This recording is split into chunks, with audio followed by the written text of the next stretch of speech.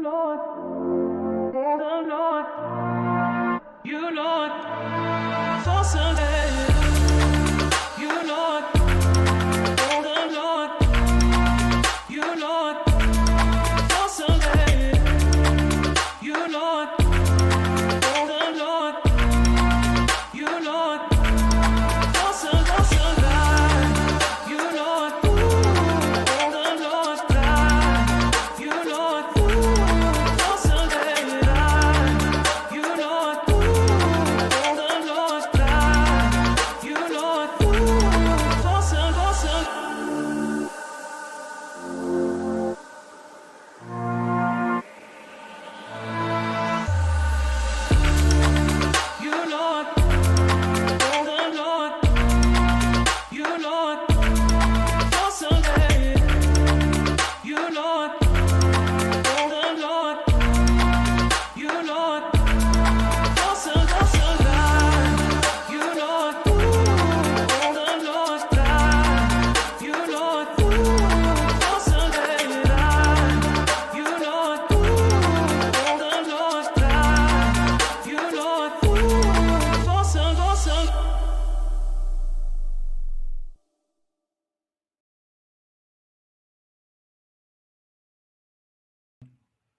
Welcome to Frontline Manor. I am your host, Kevin Stewart. If you did not know, bringing your questions straight to the source. So I'm here by myself today. I don't have a producer, so it's all on me. So if it's messed up, it's all my fault. She does great work. And today I am here with the mayor of Manor, Dr. Christopher Harvey. Welcome back, sir. Glad to be back. Man, we've been doing this steady. We've been doing this for over a year now. Yeah. Man, this is really good. We're going to talk about all things Manor. The first thing we're going to talk about, guess what we're going to talk about? Well, We're going to talk about that 1%. Because my mind still blown from last month. You know how many people I told about that Manor crossing and how much revenue is going to be generated over there? And how are we missing out on that? And they said, wow, we really are? We missing that much? I'm like, yeah, you need to remember that next year in November. Because that's a lot of money. Now, I was quoting it wrong. I was just saying over $1 billion, but you said 1 point something. I couldn't remember after the point. So the entire, if we just throw sales tax out, where it goes, it closes a sales tax gap in this area for our city. It's over the life of the deal. Right. I think it's like 20 years, $1.9 billion. Oh, I was selling it way too short. Yeah, it's 1.9 billion. 1.9 billion. That's a lot. Billion. Billion with a B. With a B. Oh my goodness. And we missing out on that because I did a calculation. That's like 1% is like $1 million or something, right? Well, it's so how it works out with the sales taxes is, 6.25 goes to the state. Right. And then the other 2 cents goes to the city, unless the city obligates it to other areas. And so in that particular area, we still get the majority of that area. That's why we needed to create that big area. But all the rest of the spots that we're doing have Metro or have ESD 12 or some other things in those areas. And that area, that actually causes for more money to go out than that stays in. Okay, let me bump up the audio because I don't want nobody complaining and say they can't hear me. Can't hear me? Say something. Something. Okay. Mic check. Here we go. All right. Yeah, so in that particular area, the reason why we have to do so much density, because people are always like, why y'all put so much stuff in the track, blah, blah, blah, blah. When the law came out, every area that was already annexed in, we would get a higher percentage of the sales tax. Okay. That was one of those areas. And so for us, we need to actually have density there. We need to do as much as possible to have sales tax there. And so when we have these shopping centers and they have like medical things or whatever, things that don't generate the sales tax, we love that for our residents, but it's actually eating up the actual square footage where we can generate sales tax the amount, and it all stays in the city. Okay, that's kind of like a restaurant with unused table space. Yeah. And they can't use that to generate income for them. Okay, makes sense. Yeah. So what we're talking about is all the other stuff we're building Mm-hmm. all the way down to 84 acres, the land across here from there, all that stuff right there. That's where those sales tax get split. And so what we want to do, and or we don't actually get none of it because it goes to ESD 12 or goes to Capital Metro.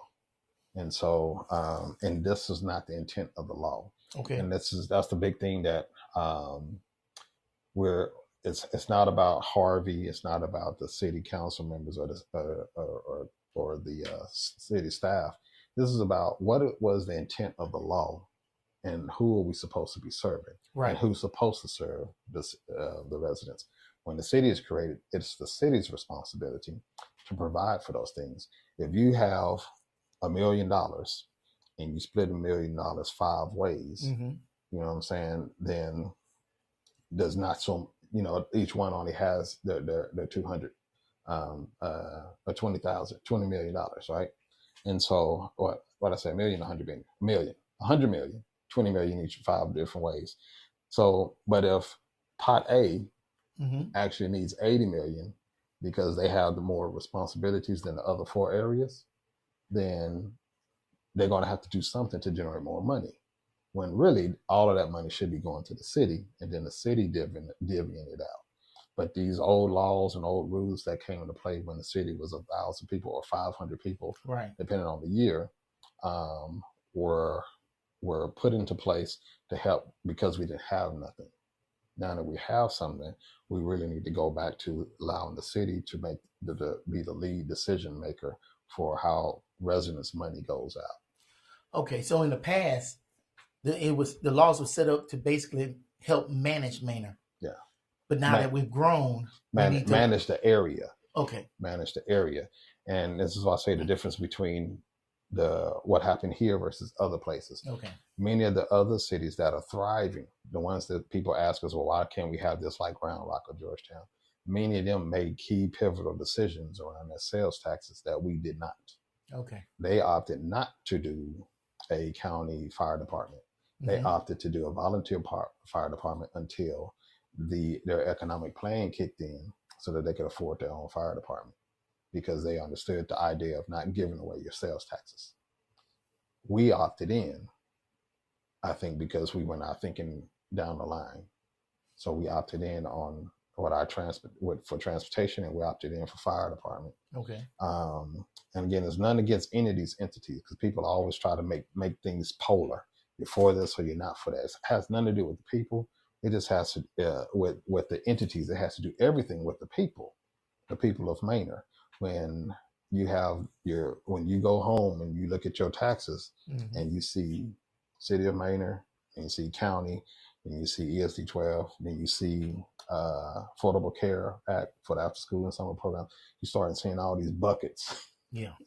When really the residents' money should go to the city, so the city can listen to what the residents are asking for, and then the city cut the checks to whomever they need to cut the check for to provide the services for the residents. That's the best way to handle money, I believe. Yeah. And that's when I look at strong cities that people say they want stuff like, Mm-hmm. those are the things that they're able to do that we're not. That's like you get your paycheck, and then somebody else dibs out all your money, and then they just give you what's left over instead of letting you take care of the situation and pay what you think is important first. What's that app that lets you know you have reoccurring? Rocket Money. Rocket Money. Yeah. So you put on Rocket Money, you see all this money is coming out all the time. Mm-hmm. That's what's happening with our sales taxes. Wow. It's coming out automatically. We don't even see it. It goes straight from the purchase straight to the comptroller. Wow. And we don't see none of it until we just get our check. So I'm just going to say this, but I don't know for a fact. I don't know.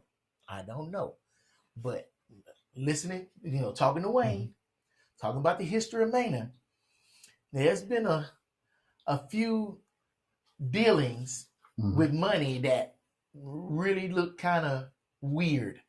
And I think it's important that we get those laws changed so we can manage our own money, because if somebody else manages us, no telling where we can end up. Yep. Well, you know what I'm saying? And that's the Yeah. thing is nobody here would want to do that with their own finances. Right. Nobody. So No. why would an entire city do that? And that's, there's a whole lot of analogies I can just throw out here, but ideal is, we want public transportation, Yes. and we want to do public transportation, if possible, with Metro. Mm-hmm. If not, then whomever. There's a lot of different companies in the state of Texas that could provide robust transportation, because it's already happening across Texas. People just don't know about it. We know about it because we go to the conventions and we see all these robust companies that could provide transportation for us and meet our needs. And so for a fire department, we could just hire the same folks. Change the sticker, take that sticker off, put that sticker on, and they just report under the city council. And so you're saying who we have now? yeah, we don't have to switch out. Oh, you just pay them directly. All that is permissible. Those are conversations between entities that agree to that choose to let go of ego and do what's right for the people. Well, that might be a little hard. But that's why every time I talk to you, I tell you it's about what the people have to get involved. Okay. And say what they want, because my job is to hear what folks are saying and get answers and to try to deliver. And if I hit a roadblock, then my job is to come back to the people and say where I need your help at. And this is where we need people's help at. Vote out of these things so that you can have full control. That way you have the people you elect can have 100% accountability for what happens next. Okay. Because nobody wants to have taxes, but if you don't give the people higher taxes, but if you don't give council the tools to adopt a budget that can reduce taxes, then you still have demands and requests. You see what I'm saying? Right. There's only so much money there before you and the only way to move forward is to continue to raise the dollars. And that just goes back to that same. I mean, it's a loop, right? We build neighborhoods that aren't self-sustaining.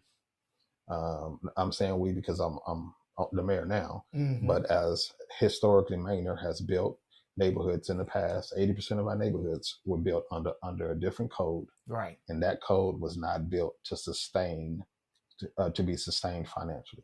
And so ultimately these neighborhoods caused the city to go into debt. The only way to be able to take care and repair the entire city is to bring in new things that generate a lot of revenue. So it not only take care of it can sustain itself, but it can also start covering old neighborhoods that are not generating enough revenue. Right. Now that's the way to do it without displacing people. What Austin has done in East Austin is they just raised the taxes so high in that area that the people had to leave. And then they can build the neighborhood up. That's what we don't want to do. Right. And so when we talked about our downtown renovation plan, and why we're not moving so quick to do this and do that, because there's so many, the problem is complex, and you can't move too quick on this or that and then wake up and discover that you don't have money for this or something else. And so putting a tax reinvestment zone over downtown allows downtown to grow in value on its own and generate its own money without having to move people out. So we don't have to raise the tax rate. We just cut what we're going to take for the general fund, and the rest of the money that comes in from that, we put in an account to fix downtown. And so we don't have to do anything downtown. We don't have to tax nobody. We don't have to do anything. We just put the tool in place and the money generates on its own. So when the Lexington apartment complex at Boyce, that new apartment complex, 3 stories. Okay. So when they start paying property taxes, or when their property taxes increases their value. So a portion of the new values we get from that building we'll use for normal city stuff. The rest of it will go into account to repair downtown. Okay. And so anytime somebody builds something or improves something downtown, we'll take a small piece of it and put it in the general fund. The rest will go to reinvest in downtown. So speaking of downtown, and I think we talked a little bit about the new library that's getting ready to be built last show. City Hall, the plan is to have City Hall by the library, and that's going to be the municipal complex. So if City Hall is moved, and I think we talked about, y'all was moving out that building, restoring that historic downtown. What would that look like? So it could look like a lot of things. In the downtown plan, it has some schematics of what some of the experts that we brought in think should happen downtown. We definitely want to have kind of like that long street with, shops.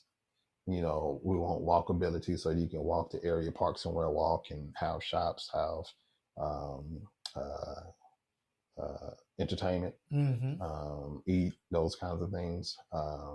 It's going to take time to do it because, like I said, the only other tool we have is just to jump in and raise the value and start taxing people more so we can do more of that. Right. So we're not going to do that. So it's going to take time. And as the projects come in and as different people buy lots and raise up new buildings and stuff and those values increase, then that'll help generate the money to fix those areas where we don't have to tax the existing businesses and the existing landowners. Okay. But in there, it actually has a plan of the types of mixed use. So we still want houses down there. Okay. We still want, it's open for condos. It's open for duplexes. Nobody has to move. It's kind of like a mix between Georgetown, Fredericksburg kind of deal. So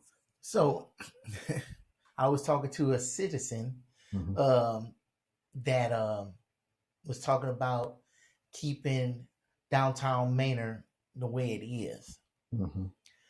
He was very enthusiastic about downtown Manor. I asked him the question, so do you just want to keep dilapidated stuff downtown and just hold on to that? Or can we work with the history and build new history at the same time? And so this is what you're talking about, bringing in the modern Manor with the older Manor, and kind of like when you talk about townhouses and mixed zone buildings and stuff. Yeah. Is it going to have like that old Manor look, or is it going to be like super modern? Is that something that the city like sets in stone? So it's difficult to say, what percentage of the downtown residents wants this or wants that. Okay. I've talked to a lot of folks, and we get folks that say, tear down all that old stuff. And when I say the people I'm talking about, people that actually have lived here forever. Oh, really? Okay. Yeah, tear down that old stuff, bring in some new stuff. And then we have some people that say, don't touch anything. Right. Then we have some people that say, bring a whole bunch of stuff. So we're getting all kind of different messages, but around, what to do. The one thing everybody agrees on is us not pushing people out. Fair enough. Yeah. And so again, with the financial tools we have, you have limited options on how you can do that. How you can, we have business owners and landowners that say, hey, can you fix my drainage? Can you fix my sidewalks? Can we get some decorative lighting? All that kind of stuff. All of that costs money. Where do we get the money to do it? Because none of that property as a whole generates enough income to fix all that. You know what I mean? So that's why we do the overlay. So as things improve, money goes into account. It's the long way to do it. Okay. But it's the only way we can do it with the tools that we have that don't also displace people. Okay. So the idea of, us wanting to tear it down and do this and do that is completely false. The idea that we've abandoned the area is completely false. I think sometimes people are understand, or they just had their own narrative. But we're pretty clear on what we've said over the last 6 years about what we want to see for downtown and how we want to preserve culture. I've talked to other mayors, and I've talked to residents that are down there, and the majority of the people I've talked to are like, hey, do what you need to do. They've been here for many generations. And so, but like I said, I try to take the requests and then use data to put them in order or priority. Like if we do this and this, will it keep this from happening? Will it keep that from happening? So, and like I said, the biggest one that people want is to be able to live and stay in Maine. So I keep that one as a priority. That's the number one request: is how do we make decisions that don't cause people out, force people out?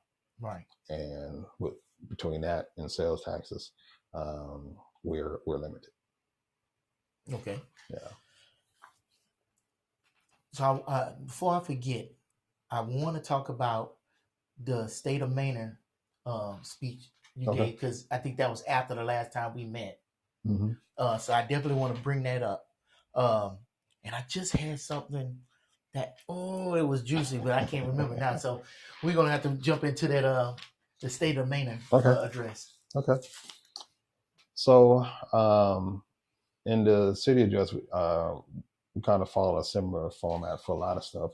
The biggest change was I used slide decks, a PowerPoint presentation, and in that PowerPoint presentation, I walked through the slides, Mm-hmm. and but had the facts on there so that people could also see it, and that was so it wouldn't just be me saying stuff, but you could have the facts and stuff like that. And I think the city is putting it on a website somewhere, and I tried to make sure to try to do my best to reference the links Mm-hmm. on those slides so that you can know where the data came from, so you can see it for yourself. And some of those state sites have interactive tools, Okay. so that you can actually click in there and you can check out other highways and other areas all across the state, so you can just learn as much as you want to learn.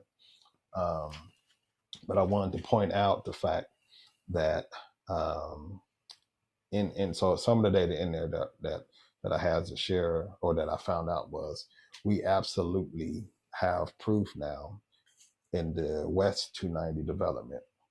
I was able to find all of their artifacts, and I was able to find their process, and their process took over 20 years. Okay. To get that free extension through there. But it absolutely was led by the residents. The residents had several town halls and showed up in hundreds and then thousands to voice their concerns about the road and safety and highway extension. And it lost traction, and then the residents came back and brought it back up. And then they did exactly what we're doing to get movement. They worked with the toll authority to get the toll authority to do a feasibility study, and they did. And then at that point in time, the residents kept engaging, and then they were able to get TxDOT to kick in and do what they did. Okay. And so we now have a proof that what we're asking you all to do, to be involved, to partner with us, will move the needle, because it stalled when resident engagements went down. It stalled until CTMRA got involved about the toll. And so what we've seen is a stall here in our city. So we got the right people involved to pay for that feasibility study. Now we hope that everybody can come together to close the deal. All right. I remember what I was going to say. Mm-hmm. The first time I met you, we was on Locker Room, and it was you, and I can't remember her name. She was on City Council in Leander. Nicole, she's now the mayor. She's the mayor. So congratulations to her. Yeah, congratulations, Nicole. It's just interesting to meet all of y'all, especially all y'all LBJ graduates. I don't know. It's good to be around y'all. Y'all got really good energy, and y'all know a lot, man. I feel like Nicole's good people. I've been talking to her when as some other council folks, and just kind of encouraging her and sharing ideas and stuff. And she did it right. She had some folks that were negative, and I told her how to address that and what I did, and she did everything right. She's a very creative person, and has done a lot for the city. Mm-hmm. And her mayor empowered her while she was mayor pro tem, and so she got to see, learn, and do a lot while she was mayor pro tem. Same as what Dr. Wallace, former mayor Larry Wallace, what same he did for me when I was mayor pro tem. Gave me a shot got allowed me to be in spaces that with him, so I could learn a lot of different things, empowered me, and then gave me an endorsement. And I think that matters when we talk about good leadership. Right. Is people allowing other people to be a part of conversations and to learn with you. And she was able to do that under Christine, the former mayor. And yeah, I no doubt have no doubts that Leandra's in good hands. All right. So Yeah. she's a big picture person. She understands the work. She understands the people. Small business owner as well. And yeah, so they're in good hands. All right. Yeah, and man, that's great that y'all all have this network where y'all can talk with each other and pass down stuff. That's some good stuff right there. Well, that's we need more of that. Well, we talked about, I think one of these sessions a long time ago was Texas Municipal League. Okay. And so all of our cities are in Region 10, Texas Municipal League.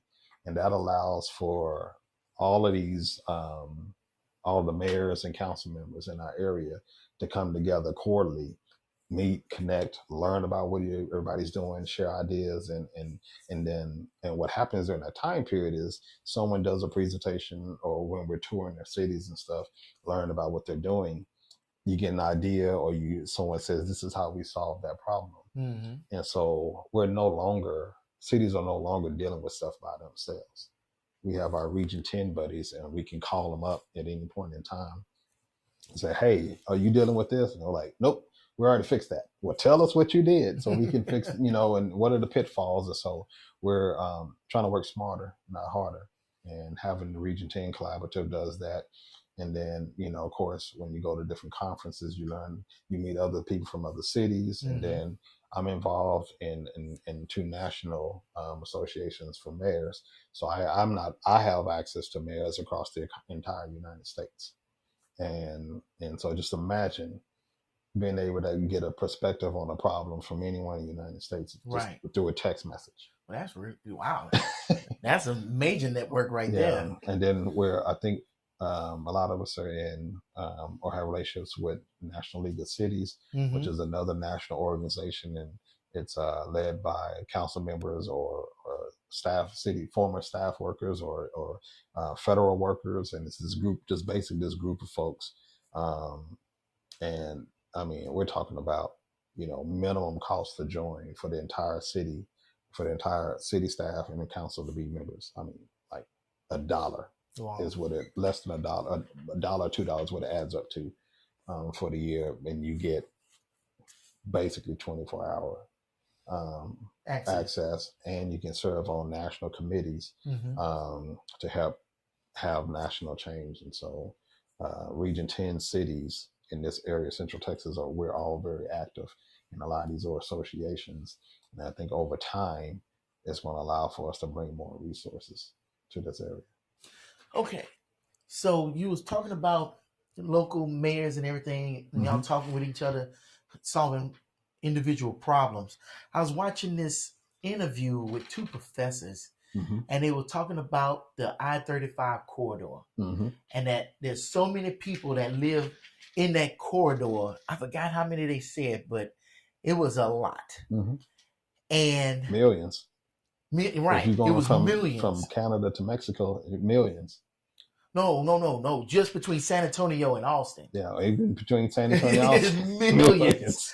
And, it's a lot of, because you saying a lot of y'all work together, and they were saying that there's a lot of things that can't get off the ground because there's not enough communication between cities. Yeah. And they were bringing up the point about having some kind of entity that everybody kind of reported to for that I-35 corridor. Yeah, and I would say the holdup, I would say the purest conversations happen. I think most people don't believe this, but the purest conversation sometimes about people actually happen at the elected level in this area sometimes. And what does that mean? That went clean over my head. It means I get a problem. I'm an elected official. I get a problem, and I'm trying to solve it. Right. And then I start having conversations with parties that have interests, key stakeholders. Okay. Those stakeholders have interests. And most of that interest is what interest of what goes in the pocket. Oh, And I got you. that's when it I gets got you. complicated. Mm-hmm. Is because good ideas cost. And if it's right for the people, sometimes there's not a lot of money to be made from it. And so a good idea now has to be switched to becoming an economic idea. So now let's do something that's going to actually make money so that we can get it done Mm-hmm. without taxing the people. And that's how those conversations, and that's when it starts to jade and become tough, is because um, it's not the idea. Good ideas come because people say, hey, can you fix this problem? And we say, yeah, well, let's figure out how to do this. And then we find out the cost, and we try to figure out how to deal with the cost. Mm-hmm. All these other people get involved, and now we can't deal with it. Now we can't do it again. We can't do what we want to do because so many people are involved, and everyone has to get their dollar. Okay. And I'm not saying that that's a bad thing. Or a good thing. I'm just saying that that's just what's real. If you're going to widen 35 from Austin to San Antonio, somebody has to be paid. Yeah, a lot of people are going to have to be paid on that. And that's just what is real about it. It's a good idea. So many people drive down 35 to not be having 2 lanes, 3 lanes, 2 lanes, 3 lanes. So it needs to be wide. Good idea. We need to widen it. Make it easier to go from Austin to San Antonio back, so all these people commuting can get there safely and all that kind of stuff. Very good idea. Somebody got to pay for it. How do you pay for it?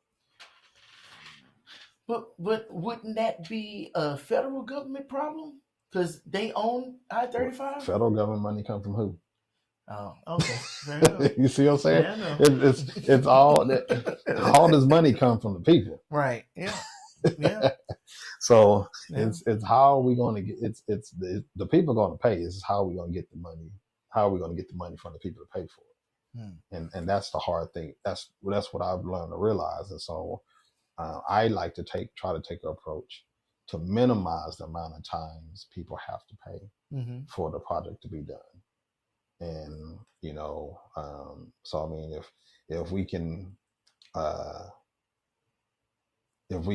get a deal done to where the people don't pay anything, and this money goes to this entity over time instead of right away, and all that kind of stuff, and we incubate and keep the people safe, we protect and have a conservative approach to the city budget so that it's not taking a hit. And the proceeds just come in over time instead of right away, then that's a good way to do the deal, I think, because you're getting as many positives out of it as possible.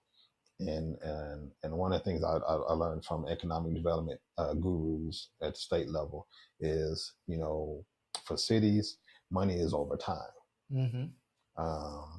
We think of, in our personal finances, we think about today, we think about 2 years, 3 years. For cities, you're thinking 10, 20, 30, 40, 50, 60, 70, 80, 90 years. Wow. And so when you start looking at that, when you have that type of perspective and you're thinking about decisions now and how it impacts a generation or 2 generations, and then it makes it easier to make foundational decisions, because that I'm not going to see any of this, but my kids or my grandkids are going to be better off. They're going to be taken care of because we did this and this. We did it this way. So how hard is it to make a decision that you can't see the fruit from it for 40 or 50 years? And how do you convince people that is a good idea when people want something right now? Well, my job is first to get the facts and the data. Okay. And then and to educate folks. And so what council does when we do our workshops and different things, that's part of what takes place, is financial workshops, so everyone can understand that, hey, if we want to be able to do this in 5 years, this is what's going to cost. Every year we probably see this much increase into the general fund. that's going to, if the only way we can get to that point is to not spend this percentage of that annual income. And so we have to actually talk about 5 years, 10 years, 15 years, 20 years. Otherwise, we'll make some great decisions for right now or for the next 3 years. And then we'll wake up and be like, what happened to the money? Or we don't have money for that. And so that's where we're at right now is that, and that's why we can't just run and fill up parks or fill up streets and stuff like that, is because there's things that's planned for down the road that have to be paid for. And some of those decisions, some of the things we need to pay for in the future are earmarked. Like, we know that we want to never have to worry about water. Right. So we need to always make sure we have a set aside at some point in time. So when we need to secure more water, we don't have to cut this, cut that, or take a loan out, a bond or whatever to try to make sure we have money for our water. And so we can't keep spending everything. And you got to remember, we're trying to build our general fund budget to what it's supposed to be for a city this size. And we don't have all of our financial tools to do that. You know what I mean? So if we had started in the 90s like the other cities, we would have had an HEB in that whole corner. Which means, based off of the deal we did there, we would be seeing a huge influx of income from sales tax generated from that corner right now, if we had started in the 90s. But we didn't. So we're starting now, and we're having to take a little bit from that deal now, but we're leaving the rest on the back end because we're thinking in about 10, 15 years, we're going to need an increase in income. And so we have to put that off so that we can make sure in 20 years we have an increase in income that can help with whatever we're going to need at that point in time. Okay. And it's very tough and it's very complex to do that. But that's why this work takes a lot of time. And that's why you just can't have anyone jumping into it, because they will absolutely spend all your money in their term and you walk around. I mean, that's what has happened, is a lot of decisions were made that have not generated income or spent the income. Right. And there was not enough for us to be able to do what we need to be doing. Wow. But that puts a lot into perspective, because somebody can come in and everything that y'all set up for down the line can just be wiped out. Wow. Okay. Okay. Yep. Be wiped out. Not except the deals. Right. That's why we take so long sometimes with the paperwork and making sure that the finances and the projections are going to line up right, because the deals, when those contracts are written and signed, that's locked in. And that's why we're just spending so much time on it. We're trying to lock these things in so that it's the future is sustained. That's part of our whole vision statement, is about regional leadership and a sustainable future. So you see us making some great things happen. We don't want it to fall apart. Right. So we're making sustained decisions in a way that sustain us over time. So yeah, we get little income from all these little things that's happening, but 15, 20 years down the line, somebody's going to be mayor and they're going to walk into the office. They're going to have a budget meeting. They're going to be like, wow, where's all this money coming from? Yeah. Now they're going. Our hope is that we've trained enough of the future to where they understand to do the same thing, make key investments with these dollars, so that in the next 20 years, 30 years, the next mayor comes in and says, "Wow, look at all this dollars coming in. Now we can keep projecting for a future." Long as they keep going through the playbook that y'all finally put in place. Yeah. Because if they just go Lone Ranger, then down the line it's going to really hurt. Yeah, and that's why I was having a conversation with former Mayor Wallace, and we was talking, and he was saying about the need to, because I was talking to y'all's camera about the documentary. Right. And that's why he was talking about documenting and archiving what we're doing right now so that it won't get lost.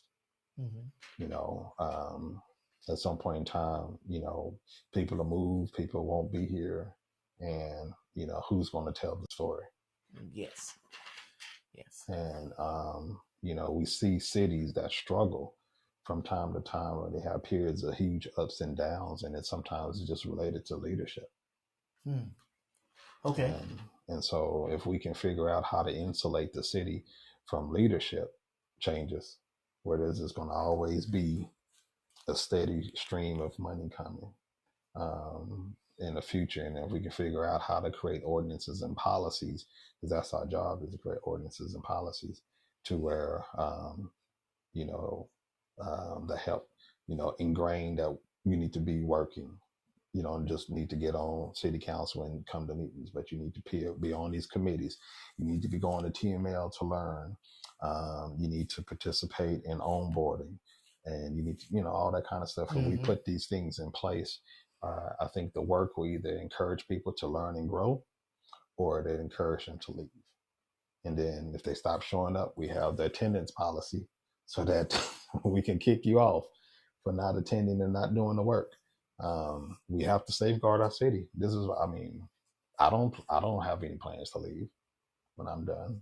Like, I plan to live here. So I want the city to be safe. Okay. Let's get into some of these events that's been a kickoff around the city. The first one we're going to talk about, our friend Fred over there at Lily Mays. They got a Black History Month Food Truck Fest coming February 21st and 22nd over there at the Manor Walmart parking lot. I know they happy about that. Well, Walmart, yeah. It's not because it's not HEB. Nah, just hey, I saw this flyer, and kudos, Fred, to you and everyone else that's on there. I'm definitely going to try to step through and raise my cholesterol. Definitely doing that in a good way. You know, there's no good way to raise your cholesterol. Well, it's going to taste good. Oh, yeah. It's going to taste good. But no, I saw that, and I was happy for two reasons. One, you know, because it's some good food that's going to be in one space to go. But two, because, you know, you have a group of residents that are choosing to do something for the city. And, you know, we talked about the Better Together idea, and that's the whole concept, is to empower and encourage residents to take ownership of holidays and cultural events. And hopefully one day more people will do the same thing, and we can have a whole calendar, and we can, you know, just have a lot of resident driven events in our city, to where the culture of who we are as individuals thrives in the city. And, you know, people get to learn about culture, people get to, you know, learn about foods, we get to learn about our struggles, and then people get to collaborate, connect, and innovate and create together. Okay. You were saying before the show that you wish you knew about that, so the city could have helped him. Oh yeah, I would have. Yeah, I would have put it on the. I still will. Not on the. We have what is it? February 18th is our next council meeting. So, you know, I'll bring it up there. But I would love to kick it off. I did the proclamation on MLK Day. Yeah. No, I did a Black History Proclamation. I did the Black History Proclamation at our first meeting last week. Okay. First Wednesday of February, I did the proclamation. So I would have loved to have had like flyers and events to promote at that time. Yeah. So if you are trying to put on these events, work with the city to help them promote it, so we can get more attendance and more eyeballs on whatever it is that you're doing. Yeah. I definitely will share. Oh yeah, no doubt. He's gonna drop some money there too, because he likes to eat. Right. I've heard from a good source. It was something else about this. With your program, your challenge. Have you had a lot of people sign up? I haven't actually went to check the applications. I know we had a couple of folks that were interested. I know we saw at least one application that was submitted. And I know some council members and myself are doing it. And then I actually had a business that wanted to participate. Well, that's good. Yeah, shout out to Seven Brew. That's a challenge to the rest of y'all businesses out there. Seven Brew is going to do the Better Together challenge. So, what's the deadline for signing up? It's not a deadline. No, so you can sign up anytime. Yeah, you just got to get it done this year. Gotcha. Or what a deadline is, if you wait too long, then it's up for next. You start next year. Okay. Yeah. Okay. So at least in I the would say first 6 October. months. October, November. Okay. Yeah, you need to start before October. Gotcha. Yeah. Next event we got Mhm. is the chief was talking about this Yeah. over at City Hall. The Manor Police Department presents the Citizens Police Academy. Mhm. It's going to take place March 2nd to the 14th. I wanted to do this, but it's on days that I work, and I would be late every time I would come to this thing. So I'll be missing out on it this year. But Mhm. looking at the things that you're going to be able to do, you can participate in the emergency vehicle operations course, utilize different weapon systems. See, and that's why I'm mad I can't make it. Work a mock crime scene and apply skills learned while you're in the class. I think that's going to be really interesting. I tell you what, Chief Phelps, Officer Rock, are first class Mm-hmm. in what they put together for the residents, and I know people that go through it and want to do it again. Yeah, I believe that. I believe that. So it's a really, really good program, and Mm-hmm. I think it's probably just underrated. Like if you can rearrange your schedule, Mm-hmm. and this is to any of y'all. If you can rearrange your schedule and sort of get free on Thursday nights, sign up. You would not be disappointed. They're good people, and they work hard to make sure you have a good time. And it's same like our conversations. It's going to be so much good information. Yes. Speaking of good information, and I want to give y'all kudos now, because talking with the police chief, I found out that one of the concerns for the citizens is being addressed, and it's about the animal control. And that the police department has an animal control officer. Yep. I met him. He's a cool dude. And in the works for getting an animal shelter. So I say, thanks for putting in the work. You heard the complaints. We talked about it. We talked about it last year a couple of times because people were complaining about it, and y'all made it happen. So that's good stuff. And I do want to, again, awesome job for Chief and them overcoming obstacles. And I will say, we actually had Chief brought plans or kind of designs for an animal shelter years ago. And we prioritized what we thought would be better use of our bond dollars, which was for the library and the rec center. Because they're in that, even the police station, they're in a portable, or have been in a portable that's been broken down, and they need a new police station, all that kind of stuff. And so we have land and plans for that.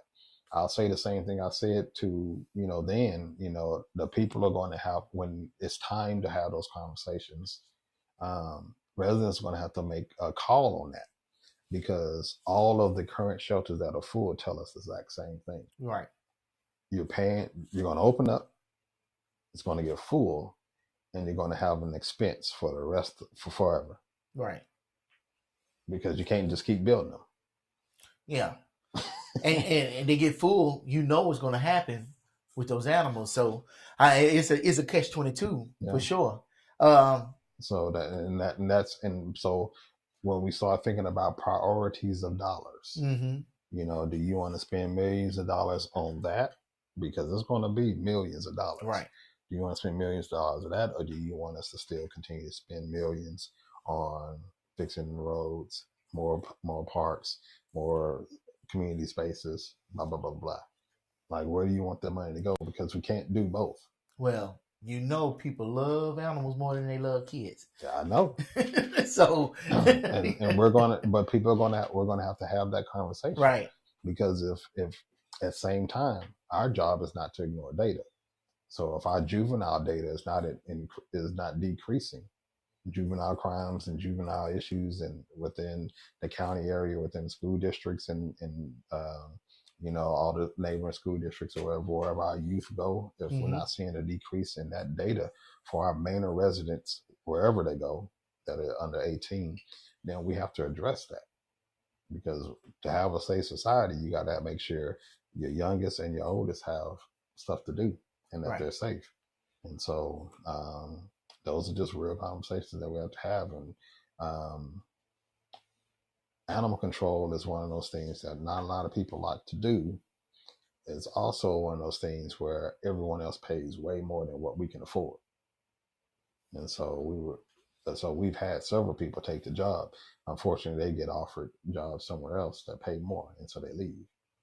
And that's why we have some. I'm glad we have someone now. I did see that, and was excited about the gentleman coming, and I hope we're able to keep him.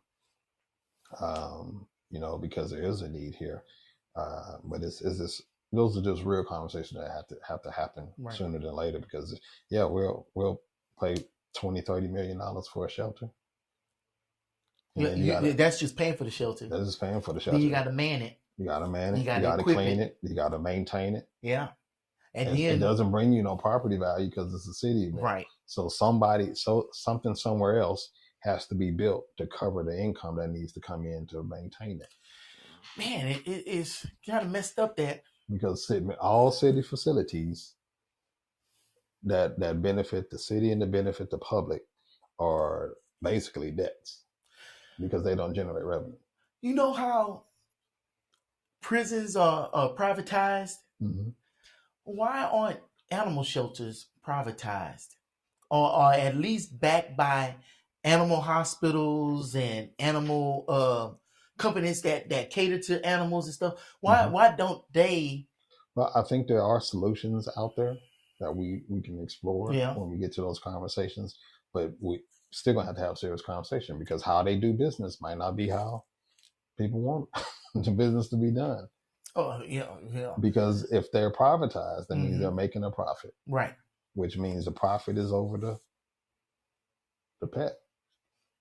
Okay, and then there's more chances of abuse to happen because money's involved.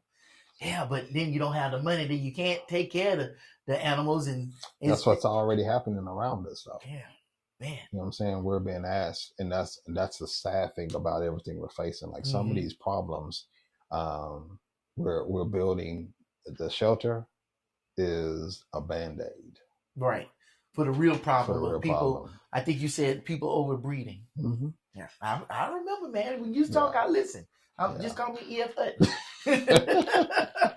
So I mean, and that's the thing. Like we, and I try not to sound insensitive to any of the successes and any of the positives, but I am through and through a root cause person. Like I want to solve the problem. Right. I don't want to Band-Aid it. And so I'm very straightforward in that. And so not to come off, insensitive to the needs and the requests. They're very real needs and requests. But like I said, I'm looking at how do we make decisions now that don't hurt us in the future. Right. And right now, every single shelter in this area is saying, you're going to hurt in the future if you do this. Man. Well, like you said, we're going to have a long talk when that time comes. But at least we have somebody to help get the animals out of the streets and keep them out of danger. So that's a good That's thing. A step. Yes. That's a step. And I asked you that. So I got all my questions out. So moving on to the next event, which is the Black History Month at Parks Springs. Mm-hmm. I make sure to put both S's on there. Cemetery Community Service Day, Saturday, February 14th, from 7:30 a.m. to noon. They're looking for volunteers and for some money to help them clean up that cemetery. Yeah. This is it's a historical site, right? Yeah. So here's the crazy part. Look at that line right there. The largest Black cemetery in Travis County. Right. We are actually, that land is not annexed into the city. Oh, so that's what that person was talking about. Yeah. Okay, got you, got you, So, got you. we definitely want to, share this and let people know because this group is out there a lot of Saturdays, cleaning up, discovering, removing debris, and preserving graves and stuff like that. So please definitely go out there and support. But yeah, it's one of those crazy. This is part of that crazy history of all this Manor land Right. that no longer belongs to Manor Oh, because of the annexing. because of Ah, the landlocked deal that metropolitan cities got to extend their boundaries 5 miles and knock everything out of areas. So they're not even in line to be able to annex us. Now, the most recent laws in the last legislative session, I think it is, allow them to de-annex from the Austin area and find property lines that connect to Manor, and they can actually annex into the city now. But they can't just do it from where they're at. They have to be in one part of their property has to be touching another piece of property that's annexed into Manor.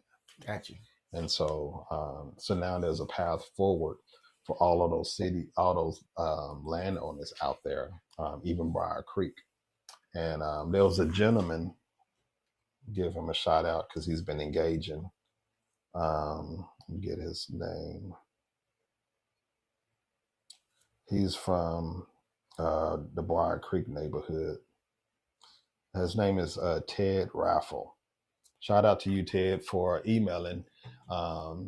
And he's out in Briar Creek, and they're facing some things out there with their water company and a couple of other things, and just wanting to know like what we can do. And he's been engaging city staff in the planning and development area about different things. And so basically all those areas out there are just kind of out there in the ETJ and will be there until they choose to annex into Austin. Okay. And most of them probably won't choose to annex in Austin because they have to have another property in front of them to do it. They had to create that line, and so they're going to be out there on their own. Okay. No municipality to lead or guide them. I mean, they could go to the county, but nobody really goes to the county and asks the county for help or tells the county what's going on. And so they're just going to kind of be out there without any support of governments. So I have a question for you. We know that with a city, you have the mayor and the city council. Mm-hmm. We know with the state, we got the governor and the legislature. Mm-hmm. For the county, who runs the county? Yeah, the county judge, and then I think it's 4 commissioners. Okay. And this area has 1 commissioner. So how does that work with a judge and 4 commissioners? Is it the same as like a mayor and the city council? No, it's different because they can't work anywhere else. That's their full-time job. Okay. And then they have paid staff that work under them, and then they have actual county departments in county. So it's that's the major difference. That's their full-time job. They don't do anything else. They're fully paid salary. It's an elected position, but they're fully paid in that. And I think they don't have any term limits, so they can do that forever. So the judge is elected to be a judge, or it's the overseer? So it's just a title. It's a title, but it's the overseer for the county. Okay. And that's a big area for the whole county. Mm-hmm. But if you have a city like Austin or Manor that's in the county, they don't necessarily deal with a lot of... Their job is the areas that aren't annexed. Okay. And so, but when you're talking about Travis County, where it's huge and it's all of that land, right? Then that's a lot, right? And when you have so much land that's not developed, then you have to raise your taxes so that the areas that is developed can cover the cost of the area that's not developed. That sound familiar? Yes. That's the same problem we have in Manor, where we build neighborhoods that weren't sustained. And so when people say, "Oh, my taxes are high," I kind of say, "Well, that's kind of the issue. Is we have a very, very old system and model on how we take care of people that I think just needs to be revisited, because I believe that and a different partnership between cities and counties, we can figure out how to take care of people a better way, a more modern way, and save costs. So we're talking about stuff that's been around since the 1900s. Yeah, I was about to say, it seems like those methods didn't keep up with the economic times. Yeah, we just we stayed within the loop of the law.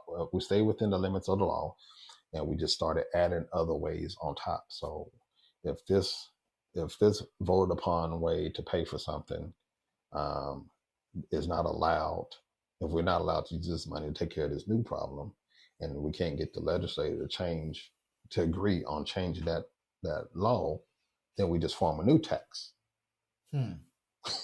Yeah, nobody likes that. Yeah, well, that's what we've done now, and we found a new way to perform taxes and do stuff. And really, I think it was a way to address what we were dealing with then. So I'm not saying that anything was wrong, anybody wasn't thinking right. It was a way to do what we were dealing with then. I think now we have a lot of recorded history, a lot of economic specialists and roadmaps. Like, we know if we do this, we know if we take these dollars and invest these dollars here, this is going to have this money come back in this way and that way and that way. And so I think if we take a more comprehensive approach to how we serve small communities, rural communities, versus just isolating it, then I think we'll be able to solve some of these problems and save dollars. Okay. And so, and I'm just looking at because the only way if we just use the current way only allows for dollars to be raised through taxing the entire group. When we could actually say, all right, why not have some of these rural areas, become, some of those dollars come back to the city, so the city can take some of that load off the county, because we're going to respond quicker. They're looking to us anyway. Right. You know what I'm saying? You got the city has 22,000 people. You got another 13 to 20,000 people in the ETJ thinking they belong to the city of Manor. Wow. Wow. Okay. And they're frustrated because they can't vote and all that kind of stuff. Why not just say, hey, here's some of those tax dollars back so that you can do those things. It's not like we can't project it. We can look at the roads in those areas. We can look at the ad valorem coming in those areas, and we can figure out some type of formula to bring in a certain amount of income to take care of the basic needs. Okay. So, but like I said, unfortunately, the process of how we solve problems doesn't start that way. So it's an out of the box kind of conversation, and you have to hope people don't get upset by cheese being moved, right? And by authority shifting from here to here, and that everyone comes to the table thinking about what's best for the people, not thinking about a lawsuit. Because I remember I brought an idea up one time somewhere, and it was like, "Oh, that'll never go nowhere because ain't nobody gonna just give up property." I'm like, "It's not property; it's people." But I think that's the mindset. Like, when people automatically think about the property and the money, instead of the fact that I brought you a problem that people are experiencing. People are experiencing some problems. When we think about the poorest area out here in Manor, it's the unannexed areas, the unannexed rural areas that struggle with high quality utilities. The majority of those brown water complaints. Okay. The majority of the poor cell phone signals, and you have all this digital homework, digital learning labs, all this kind of stuff. And if you can't access the internet, you're far behind, right? As a kid or as a family, your job search, you can't get to workforce solutions. So at least if you had internet, you could log in and get access to jobs, right, training opportunities. But if you have poor internet, you can't access it. But all these tough areas in the rural parts that's not annexed in, if they was ours, and and the adequate funding came with those things, then we could be responsible for getting broadband out there. We could be responsible for and working with the water providers and sanctioning them or taking them to the water board if they're not doing things right. They would have to expand water by our code. Mm-hmm. You know what I mean? So those things would immediately have to improve, or at least give us the authority to act on their behalf. Okay. I'm just gonna put this out there. So the people in these rural areas, and I'm sure they're not all clustered together. They spread out. In these... Some of them are. Some of them are. If you go down Manor, clustered? Okay. You can go down some back roads, and there you go down. It's dark, mm-hmm.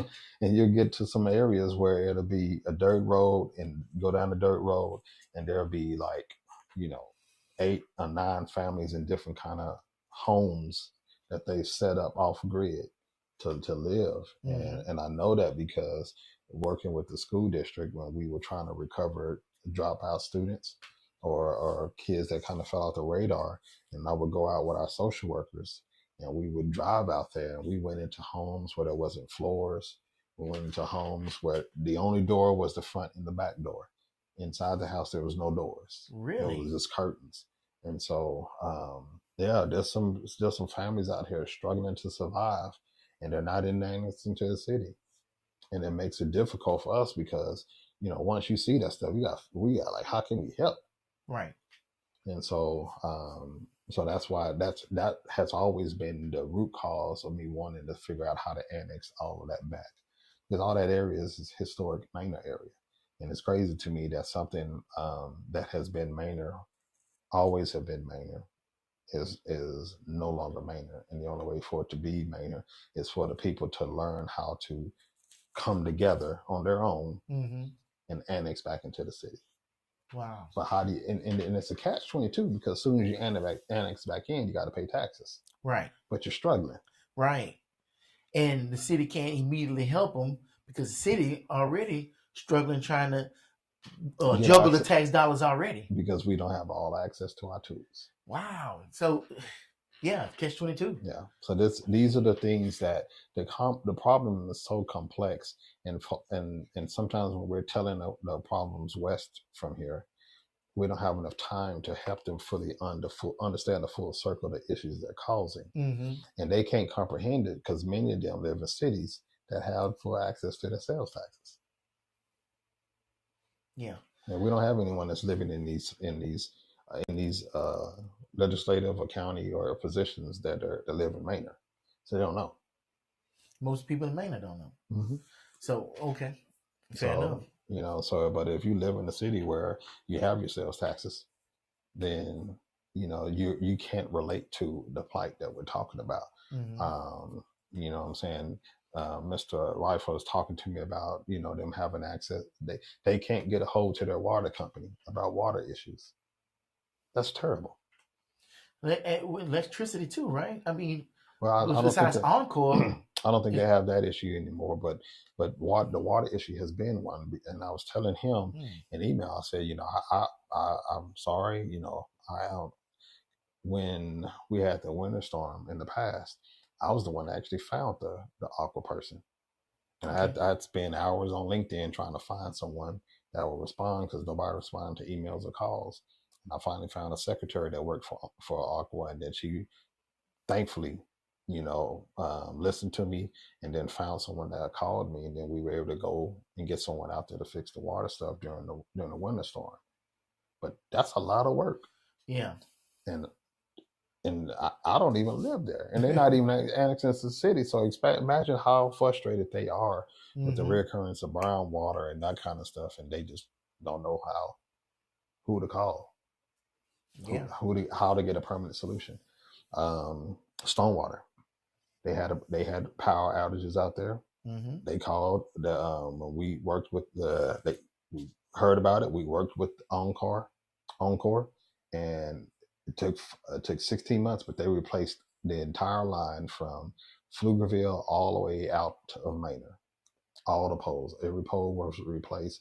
They I can't think of the name of it, but they added those little exchangers, or I'm gonna call them exchangers, or click offs.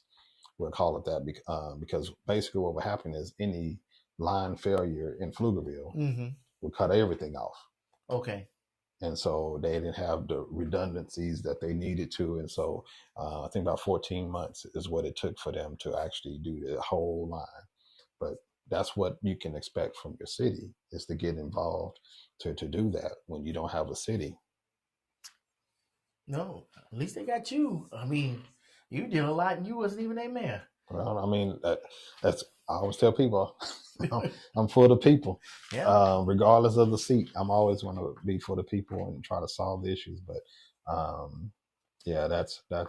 I think we were talking about the cemetery, but We were. but that all that came out. But that's a tough area because when they approached us about using city dollars to help restore the area, they're not a city, so. Yeah, that's rough because you want to help, Mhm. but your hands is tied. Yeah. Okay, that's good information. I did not know that either. Mhm. But when I went up there to City Hall, y'all got that map up there. So I didn't know. I'm still new to me. Mhm. And I was talking to Mr. Moore. Mhm. And I saw all these little jacket boxes in the middle of the city. I said, well, what are those jacket boxes? He says, oh, that's not City of Manor. I said, how we have places in Manor that's not part of Manor and is in the heart of Manor? Yeah, and that's the thing. This is, again, it goes back to purpose and intent. Okay. Things in the law that allow entities to do things back then, I don't think shouldn't have been done in the 2000s. Right. But I don't know what was going on during that time period, but in the early 2000s, I think it was, maybe a little bit before,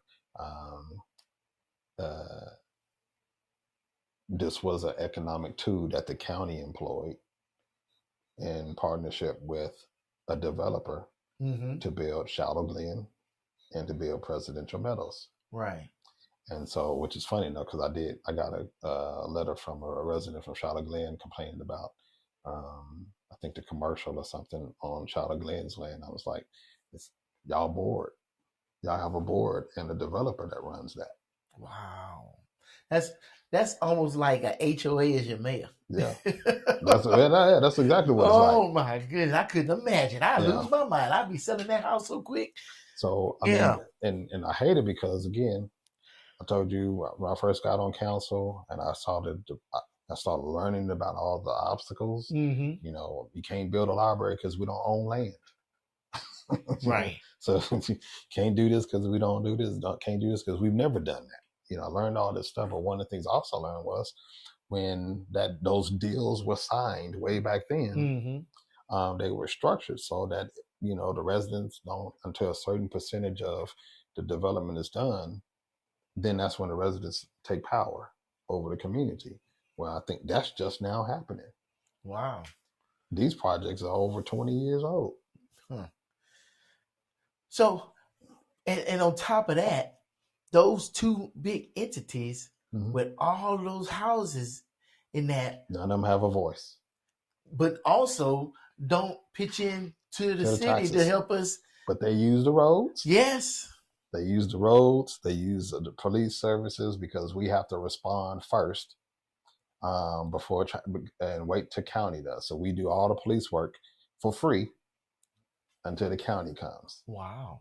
And so so this is, I don't like to think of it in that kind of terms. Right. But when we start talking about why we don't have money for certain things, we're paying extra money to cover all of these places on the outskirts, because even though it's not our area, there's interjurisdictional agreements that say we're going to respond for the call if somebody can get there first.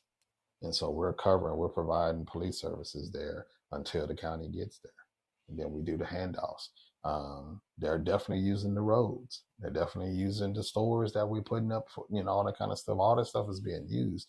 All that extra wear and tear, that's dollars that we have to use from our budget to go back and fix our roads, because people from all over are using it.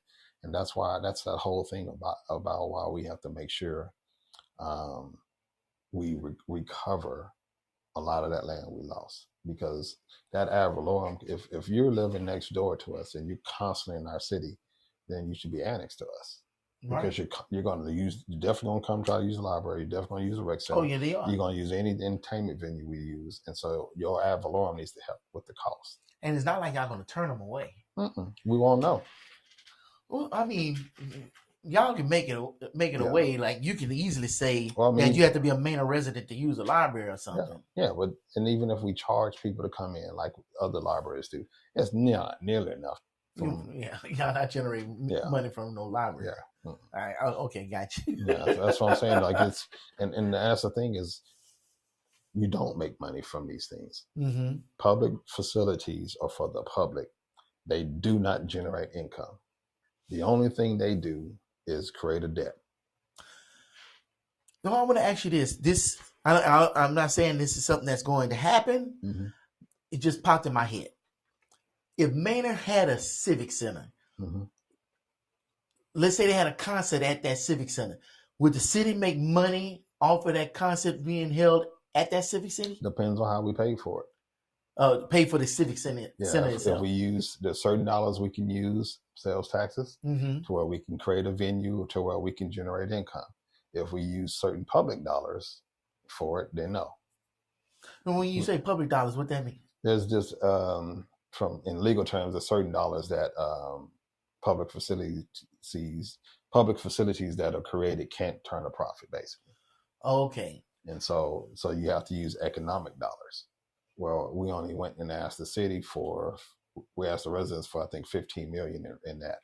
That doesn't cover building some type of venue for that, which is why that civic center we're doing is a public-private partnership so that area generates enough income to help reduce the cost of that public facility.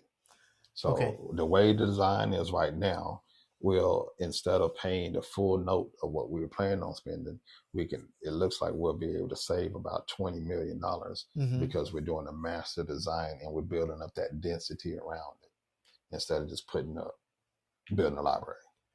Right.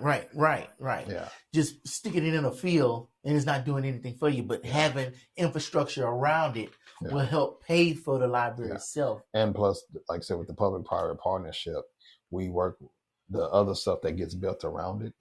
We leverage that for the developer so that the cost for the residents goes down.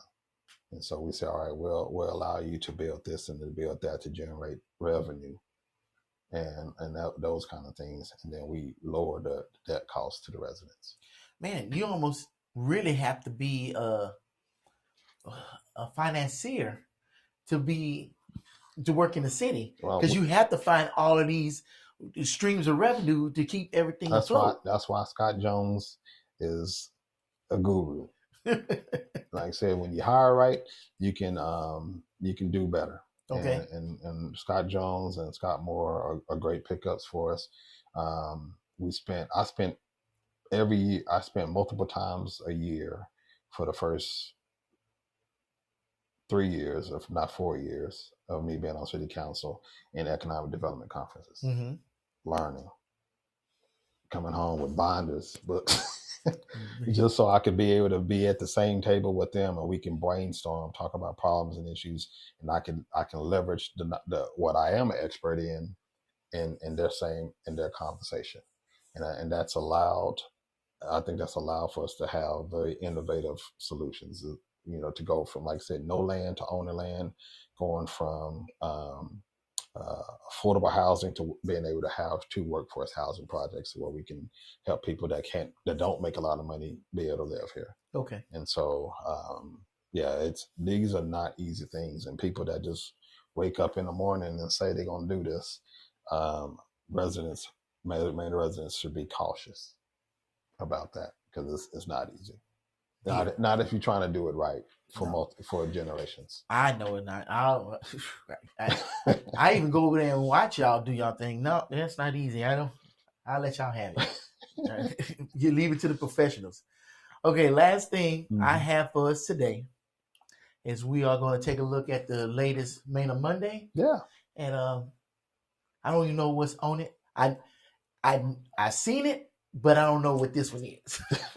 So let's just dive on into it. All right.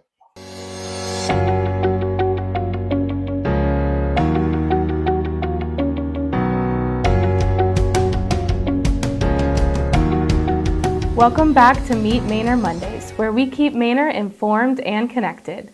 Let's jump into this week's city updates. First up, if you didn't already know about Manor Biz 101, this program is designed to help entrepreneurs start or grow their business right here in Manor. Whether you're just getting started or looking to expand, this program provides guidance, resources, and support. We are currently updating the site and adding more resources, but it is already up and running to support entrepreneurs. If you think this could benefit your business, be sure to visit the Economic Development page on our website. Now shifting to community development, our Better Together Challenge. We're excited to share that we'll be following along a Manor resident's journey to highlight the real stories behind city programs and community partnerships. Alma's one-year-long plan includes promoting public safety, community service, hosting a block party, and organizing a potluck. Let's hear Alma's message about the challenge. Hi Manor, my name is Alma. I'm very excited that I officially joined the Better Together Challenge. It's a 12-month challenge. I hope y'all join me, and I'm very excited to meet new people and bring our community together. Thanks for the message, Alma. I'm very excited to follow her journey and show you guys what it's like to participate in the Better Together Challenge. Be sure to stay tuned as we follow her journey throughout the year. And applications for the Better Together Challenge are open, so if you'd like to get involved and help keep Manor better together, we'd love to have you join us. And finally, congratulations to our February Manor Business Spotlight recipient, Veronica Lockett-Law, who was recognized at City Council on February 4th. We're proud to celebrate local businesses making a positive impact in our community. Be sure to view her Manor Business Spotlight video to learn more about her business and nominate who you think we should highlight next. Now let's move into our Frontline Manor segment. This week, we're joined by Matt Woodard, Public Works Director, to discuss residents' questions about a very popular subject in Manor, Tower Road. With increased traffic and heavy neighborhood use, residents want to know whether Tower Road may be widened, repaved, or improved with features such as turn lanes and smoother pavement. Let's hear from Matt. You know it, oh Lord, you know it, for someday. Welcome to Frontline Manor. I'm your host, Kevin Stewart, Mr. Do-Right, if you did not know, bringing your questions straight to the source. Today we have Matt Woodard, Public Works Director. How are you doing today, sir? Good. Thank you, sir. Nice to meet you. Citizens have a concern about Tower Road. When will this road be repaved or widened? They are going to, at the Tower Road Apartments, they are going to be conducting and reconstructing and repaving that section. And that section right in front of the Tower Road Apartments is actually the City of Manor's proportion of the road that they'll be repaving and reconstructing. So how does that road work right now as far as who owns it? Thank you. That's a very good question, because right there at the intersection at Suncrest and Tower Roads is actually Travis County, that intersection. We are in discussions with Travis County to see what we can do to help out with that intersection. City only owns that section at 500 to 560 linear feet right in front of the Manor Tower Road Apartments.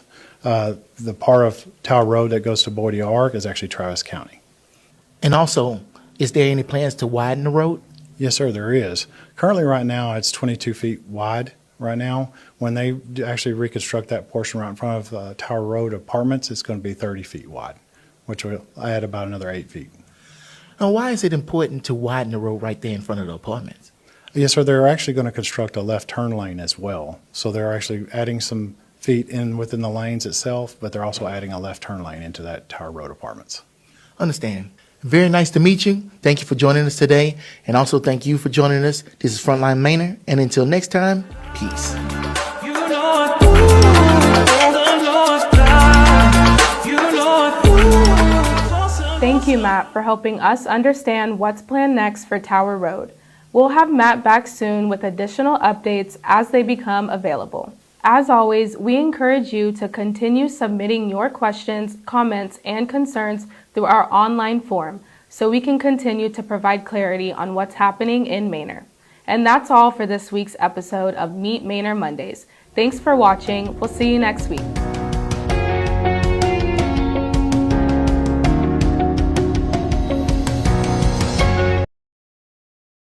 We are back, and believe it or not, I can be professional. This is easier than that. That challenges me because I gotta remember people's names. I gotta remember people's questions and stuff, and I have to listen and try to come up with follow-up questions and do it all in a professional manner and not fumble over my words. So, look, but I enjoy it. I enjoy it. I enjoy meeting all the city staff. Everybody's been cool and nice. Everybody wants to help. That's the vibe that I get. Everybody wants to help. They want to solve these problems that everybody have.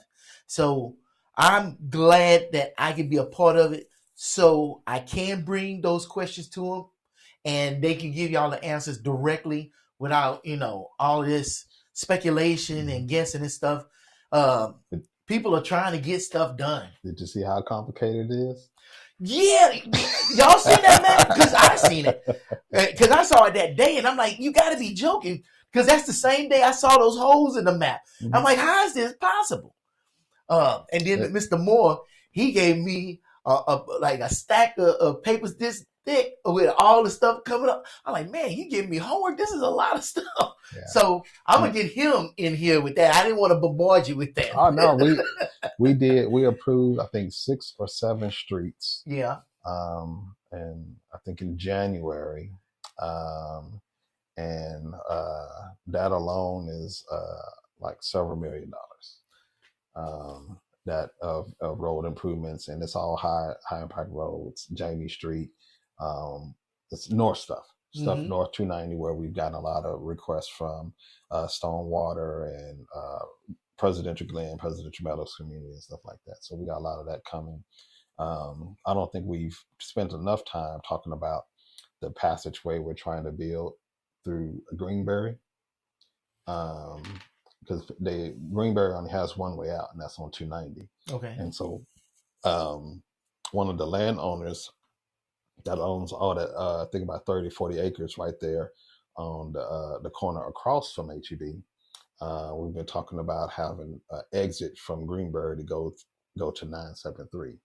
And what that's going to do is allow residents another way to get out of the neighborhood safely. And that's pretty much what we're trying to do. And so there's so many things going on.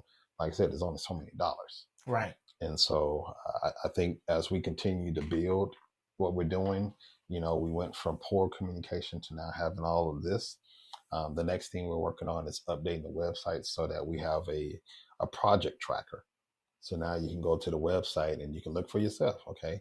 Are any of our streets or any of our problems even on the radar? You can go and you can see it because we have a radar. We know what's going on. We know when certain things coming up. But, how do we put it in a format that's easy for people to read? Because a lot of it is on the website or it's been talked about in the city council meeting. And folks maybe not want to go through all that to do it. So what we'll do is we'll take we're over $200 million of projects going on right now. And so, but listing them all out and then doing project trackers so people know, what's been done and can see what's coming up. And then, like I said, as we continue to work on some of the tech things I'm trying to do, it'll allow us to forecast and project years in advance. And then we can actually tell you in 2029, we're going to be fixing these roads. Okay. We can project out years and tell you, from there. But we already have a software tool that we purchased about 3 years ago that allows us to assess all of our roads and then say, okay, you put in how much money you have to spend. And it tells you, okay, if your budget is this amount, you can fix this many roads with that amount. So that's basically what we've been doing. We've been looking at using that tool to tell us how to get the biggest bang for our buck. So that brings up a question that I don't even know how to frame it, but I just asked the question. So when it comes to the roads, I know you need manpower, you need equipment, and you need materials. So with a project to fix a road, you already have the manpower. Do we have equipment? Does the city own equipment? We don't do it. Oh, we don't do it at all? There are some roads that we do, but a lot of times it's a contractor that's coming in and doing a lot of stuff. So you're paying those contract costs, and that's what's high. So in some places they do have a full out streets team. Mm-hmm. And like I said, we have some folks that can do some of that work, but we don't actually have a team that's all they do is do roads. Because I guess we're not big enough to have enough roads Exactly. to That's what maintain that. If you could go back to audio recordings in 2019, Mm-hmm. that was Matt wasn't here yet, but when he came, I asked him the same question. Tell me what number we gotta be in size Right. where we can buy our own street machine. Right. And I think, and that was me, being facetious, but also just saying like, when is the point to where it's necessary for us to have our own equipment and our own staff? That's all they do. And we're a ways off from that because the machine is like $1 million or something like that. Right. And that's then, just the machine itself. Then you gotta stockpile. You have to have a place to stockpile all the materials. That's what I was going to ask about, the materials. I tell you, we barely got land. We've been getting land, so you gotta have a place to stock all that stuff. Then you have to have staff that's going to do that and be trained and on all that equipment. Yeah, so. And they can fetch a high dollar. Somebody can come and snatch them away in a heartbeat. Yep. So it's a very complicated situation you can't just add a whole department. And so because it's costly. And so we don't think about that. Facility you build, you get your upfront money to build it, but now you got to maintain it. You got to have money for HVAC. You got to have money for technology refresh. You got to have money for a roof. If the roof, blah blah blah. You got to have money for renovations, change, pivoting, and programming. You have money for the programming that goes in there. You have money for the refresh of the books. You got to have money for the staff. You got to have pay increase for the staff, cost of living for the staff, workforce insurance for the staff. All that stuff is additional costs that come beyond the building. And right. So you can't just rush to doing it because you have to ensure that the amount that your build out, when it's done, and your build out of those programs and the build out and the hiring of those people is affordable and sustainable. I never even thought about this. Mm-hmm. We build this library. Where do you get all the books to put into the library? Oh, there's companies that you work with. So okay. we have a well-reputable consulting company. Okay. That helps with library planning. And we also have volunteers from the City of Austin Public Library System that have been volunteering and helping us with that. So okay. Yeah, we got all that stuff that we've been working. That's why think we're so far with some of the details, because we took the time to not rush. Okay, and you start putting things in place ahead of time. Yeah, and so so we have a couple of plans and options for how we're going to staff it. Okay, and really there's some creativity that we're exploring right now in the building, because once we're talking about building, us paying for the foundation, we can spend more money on the foundation and do 2 or 3 floors, but structured in a way to where we can go higher. And then, my hope is that we cost out floors to other entities. Oh. And here's what I'm thinking, because it just makes sense to me. So if y'all out there listening, y'all know some people that work at these entities and you have influence, let them know I'm coming. I've already reached out to 2 of them. But this idea, think about it from this perspective. If I'm Austin Community College, right, and I don't want to build a whole building, they can rent out rooms. Oh, you can just build classrooms. Build a floor. Okay, and just have a whole floor for night classes and things like that. Mm-hmm. That's cool. You don't have to build a whole building. You just pay for the floor. What's the other entity? I'm curious. Texas Workforce Mission. Wow, that's good. They come in, they bring all their full gamut of programs and services. Your veteran affairs, all that kind of stuff is all in one space. Bring in, pretty much anyone can be one of those things. And it's a regional hub. Mm-hmm. Yeah, and serve an area that's far away. Now you don't have to go to Austin. You just come right here. You pay for a floor. It's cheaper than building your own building. It's cheaper than leasing a building. Because you subsidize the building. Yeah, you just dump the cost to the city, and we give you a floor. Wow, that's really good. That's really good. Makes sense to me. That's really good. good. Makes sense to me. So those are the conversations that I'm setting up right now, is to try to say, hey, this makes sense. Tell me why we can't do it. And then let's figure out how to get around that. Yeah. Because I mean, we pay the dollars every year that go to fund Workforce Solutions. We pay the dollars every year that go to fund ACC. ACC. Yeah. When we're working with the kids and trying to get kids jobs, the reason why why it takes so hard is because all of the software programs have to be in at the Workforce Solutions Center. So now we're back to that transportation issue of trying to get kids on a bus, go all the way to Austin to do that. Well, imagine if Elgin and Bastrop and Manor only have to come here. Yeah. Oh, that's way better. Yeah. Cut out a lot of traveling, a lot of traffic. Yeah. You just come right here and do it.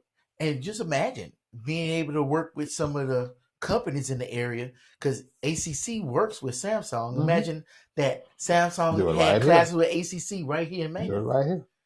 And Manor is right in between Taylor and Palmer. Yep. So yeah, that's a win-win. I'm surprised you ain't got it done already. It writes itself. Well, we had to get first to the where we at now with the location, the infrastructure, the plan for all that to be paid, the start dates and the end dates, Right. And backwards design. So we know we're looking for a grand opening date of December 2027. Right. Now we're backwards designing, and before we get to a final design stage, I mean, architect can always go back in and put more in the ground to go up. But once it's done, that's hard to do. You can't go back and add a floor later on if you didn't put the structure in the ground for Right. that. So, Right. But if we can have that conversation now and then go back and say, hey, we got to use a different type of ground foundation, because we're going to go, instead of doing 2 floors or 3 floors, we're going to do 6. And, these people are just going to kick in the dollars, whether it be now, over time, whatever, they're going to fund these floors. It's a huge benefit to the residents, because you only paying, the plan already saves residents $20 million. If these other folks kick in and pay for their floor, now you're getting more bang for your buck, and it doesn't cost you anything. It's actually you actually are having money from your taxes actually finally come back to the city. Yes. And that's just my argument. That's going to be like, we pay so much in taxes, but there's no footprint. There's no reinvestment into this area from the money that we give to the state. And for Workforce Solutions, there's no money that we get back from the district in the terms for the adults. Mm-hmm. The kids get a wonderful benefit, but the adults don't. Right. And so now, and it's not a fault in anybody. It's just whatever didn't take place in the past is the past. Now we have an opportunity to do something cool. All right. So, you got anything else you want to add? We put a lot out there today. I'm probably sure I do, but we'll save that for next time. All right. I look forward to it, man. Every time you come, man, I get some good information, and I feel closer and closer to a bigger and brighter Manor. Yeah, well, we definitely gonna do that. Maybe the next time I'll be able to give you some updates on one of these projects we're working on. One of the major ones, right? Yeah. Because, man, I'm ready to quit my job. I want to get me an electric scooter and just ride. I'm going to get me a job right here in Manor and make the same money. That's what I'm looking forward to. I know you got some big stuff in the works, so I don't know what it is, but I just know. Every time he come in there, he be smiling. I'm like, oh, I know something big coming. Last time you smiling like that, HEB came to town. So I'm looking forward to that. Man, I appreciate you coming in. Yeah, man. Is always great to see you. Mm-hmm. Thank y'all for coming in. It's always great to see y'all. This is Frontline Manor. I'm your host, Kevin Stewart, Mr. Durant, if you did not know. And until next time, let me get my hand on the mouse. Let me see. You see it? Peace.